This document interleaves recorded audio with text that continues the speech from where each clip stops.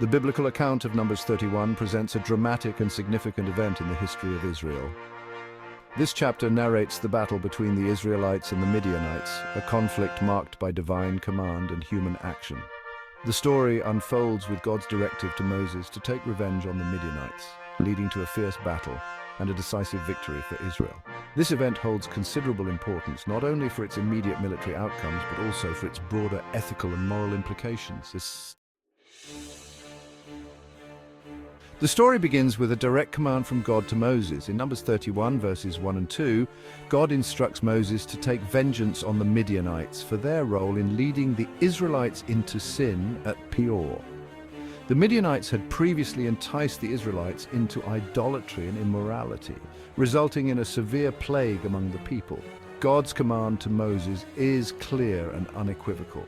The directive to take vengeance is not merely a call to battle, but a mandate to execute divine judgment. Moses, as the leader of the Israelites, receives this command with a sense of duty and responsibility. His role as a mediator between God and the people is crucial in ensuring that the divine directive is faithfully executed. The command to take vengeance on the Midianites sets the stage for the subsequent actions and decisions that will shape the course of the battle and its aftermath. Following God's command, Moses proceeds to assemble an army for the impending battle. Numbers 31, verses 3 to 5, describes the selection of 12,000 men from the tribes of Israel, with 1,000 men chosen from each tribe. The involvement of Phinehas, the son of Eleazar the priest, is a notable aspect of this assembly. Phinehas is chosen to accompany the army, carrying the holy articles and the trumpets for signaling. His presence signifies the spiritual dimension of the battle, emphasizing that this is not merely a military engagement, but a divinely sanctioned act of retribution.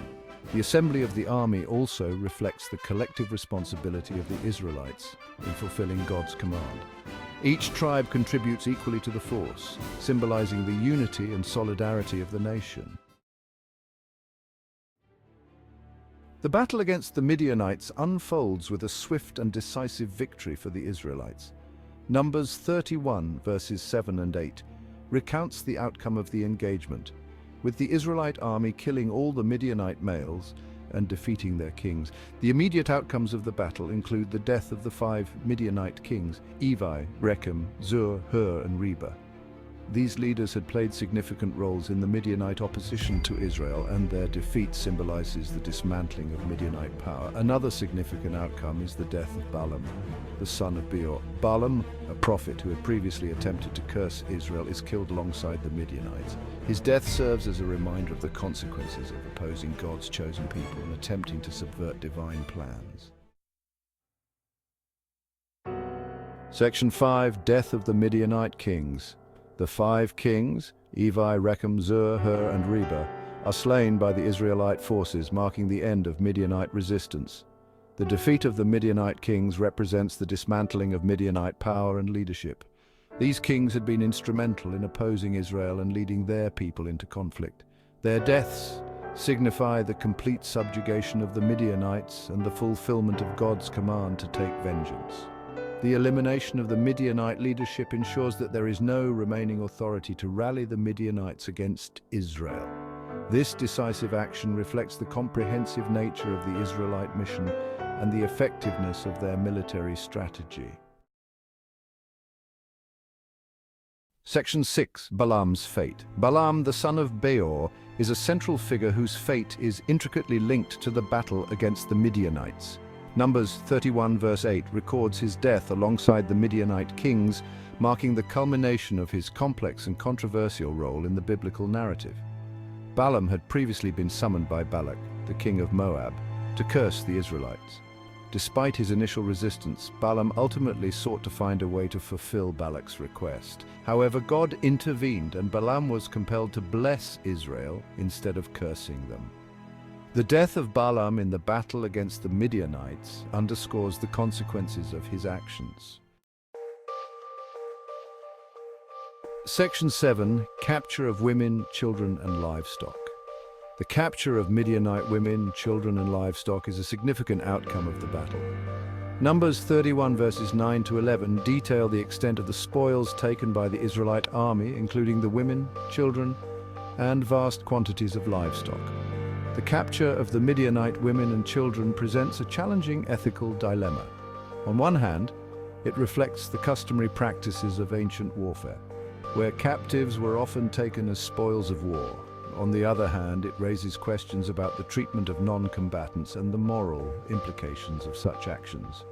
The inclusion of livestock among the spoils highlights the material gains of the battle. Section 8. Moses' anger and purification.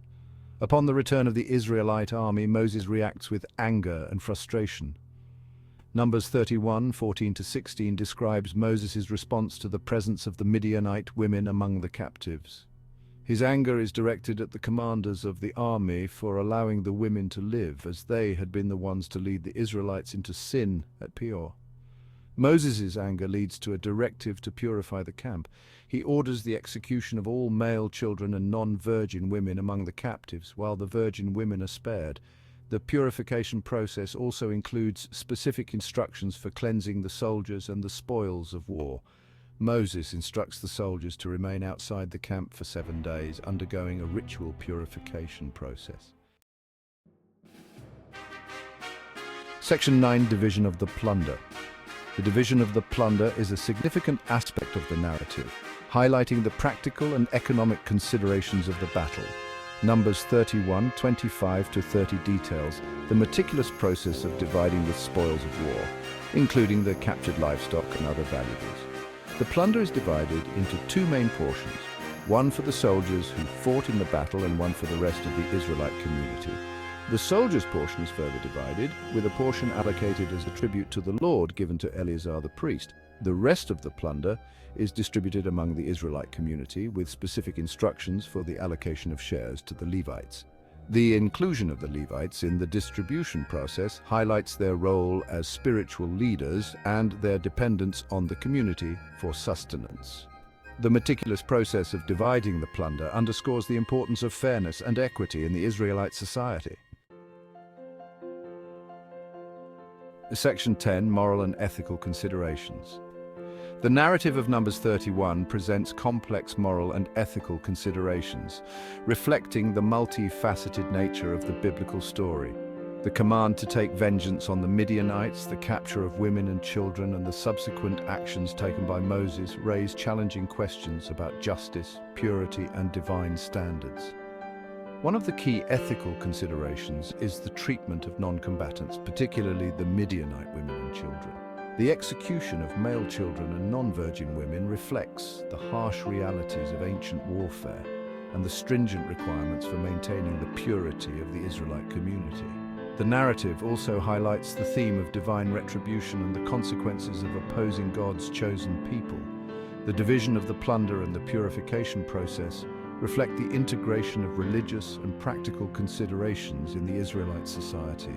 The moral and ethical considerations of the narrative of Numbers 31 continue to resonate with contemporary readers, offering valuable lessons and insights into the nature of justice, obedience, and divine standards. Section 11. Conclusion. The biblical account of Israel's conquest of the Midianites in Numbers 31 is a dramatic and significant event in the history of Israel. This narrative highlights the themes of divine justice, obedience, and the integration of religious and practical considerations in the Israelite society. The battle against the Midianites and its outcomes offer valuable insights into the values and principles that guided the community. The story of Israel's conquest of the Midianites in Numbers 31 continues to resonate with its themes of justice, obedience, and divine retribution.